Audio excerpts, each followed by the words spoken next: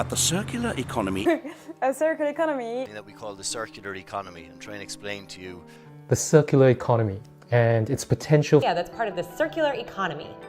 For a circular economy already exist. Circular economy hadir sebagai pendekatan penting dalam pengelolaan sumber daya, bukan sekedar mengurangi limbah, tetapi membangun sistem yang berkelanjutan.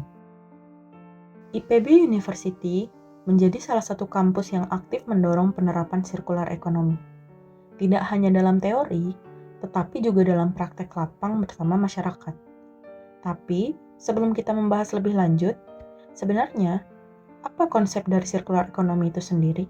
Sirkular ekonomi, bahwa limbah harus muter lagi menjadi apa? Menjadi faktor produksi. Kita dalam konteks riset dan inovasi di perguruan tinggi harus sudah memikirkan bagaimana implementasi sirkular ekonomi.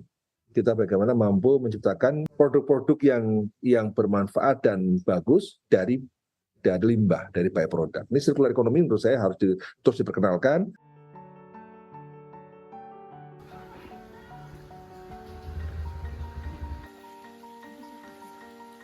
Kawasan hutan organik Megamendung. Setiap lahan pernah melalui fase yang berbeda. Dan di tempat ini, cerita itu berawal dari tanah yang hampir kehilangan harap untuk kembali hidup. Awalnya 2099, kita juga rumah kan di bawah di Gadog. Setelah itu Bapak kan perminyakan keliling. Akhirnya saya tanya, tahun 99 Bapak udah tahu menjadi apa? Kata Bapak, aku mau buat hutan.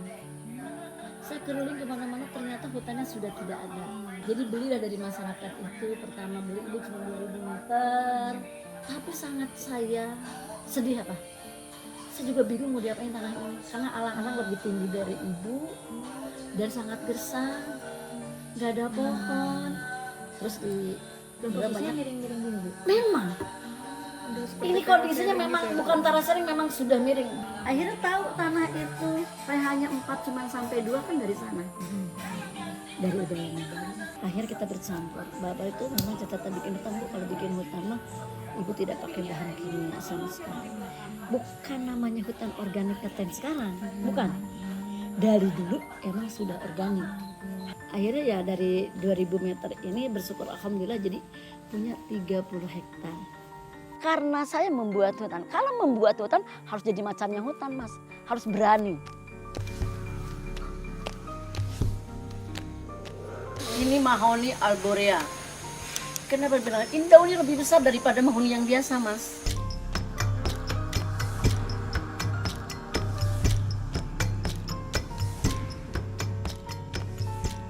Saya tahun 2000 itu pembebasan dari masyarakat. Bukan tanah pemerintah, ini pembebasan dari masyarakat. Saya membeli dari masyarakat. Kita itu dulu bawa air dari bawah, dari rumah saya pribadi. Karena di sini tidak ada mata air.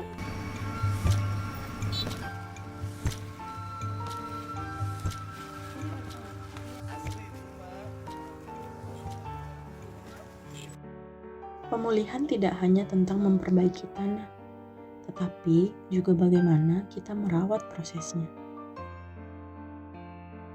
Jadi sebenarnya hutan organik sekarang saya bagi 3 sebenarnya. Oke. Ada KPH, ada yayasan, ada PT. Kan dibagi step ya. Kalau dulu pas ibu zamannya pertama tuh bapak saya itu lebih fokus kepada pertaniannya. Karena dia ini fokusnya itu ada daily, ada monthly. Jadi dia nanti prinsipnya itu hariannya dari sayuran, 3 tahunan yang keluar kopi vanila, haji dari pohon. Dalam luas 1 hektar itu nilai anggarannya itu 400 juta itu penghasilan yang didapetin. Itu udah berhasil sebenarnya di tempat lain.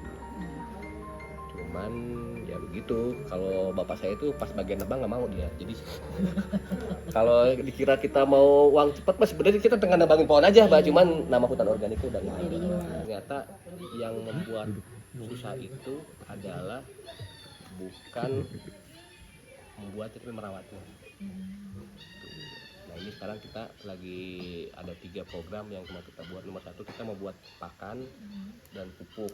Jadi kalau sekarang di sini kita fokusnya hanya untuk di peternakan Sama mungkin karena kita udah nerima CSR udah penuh nggak bisa nanam pohon, kita lagi ini bikin konservasi tanah dan air, kita bikin lorak sama kopi mungkin gitu.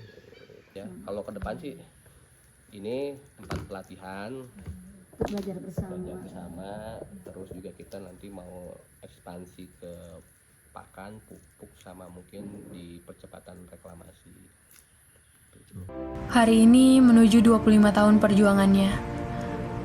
Hutan berkembang seluas 30 hektar telah menjadi bukti keberhasilan modelnya.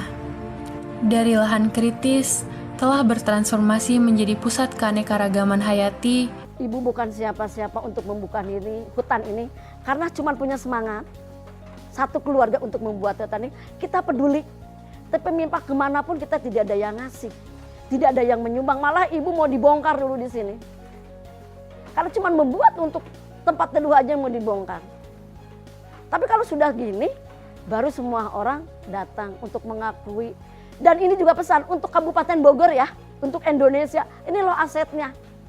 Sebetulnya aset Kabupaten Bogor walaupun cuma 30 hektar.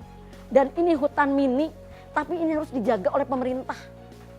Berapa lagi lama sih? Alhamdulillah umur ibu udah 63 tahun, mudah-mudahan umur ibu panjang dan anak-anak untuk generasi ini penerus. Dan untuk pesan nih, untuk anak-anak zaman now, anak-anak yang sekarang, cintai lingkungan.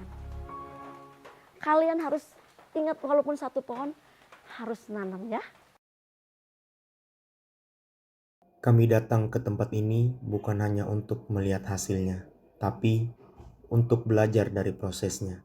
Dari tangan-tangan yang bekerja pelan, dari tanah yang dipulihkan dengan sabar, dan dari hubungan manusia dengan alam yang tidak pernah bisa terburu-buru.